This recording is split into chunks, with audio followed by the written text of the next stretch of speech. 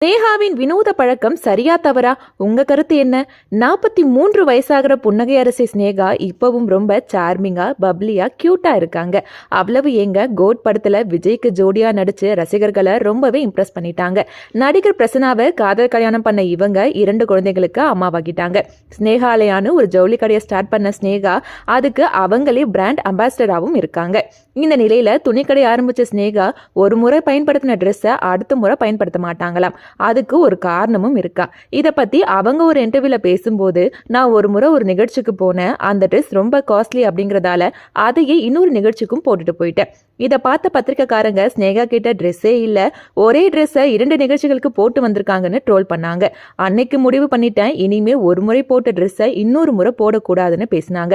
மேலும் வார்ட்ரோப்ல நிறைஞ்சு வழிஞ்சா தன்னோட தோழிகளுக்கு அந்த ட்ரெஸ்ஸை ஸ்னேகா கொடுத்துருவாங்களா. இதெல்லாம் ஓவர்னு சிலரும், துணிக்கூட வச்சிருக்காங்களே இதுல என்ன தப்புன்னு சிலர் கமெண்ட் பண்றாங்க.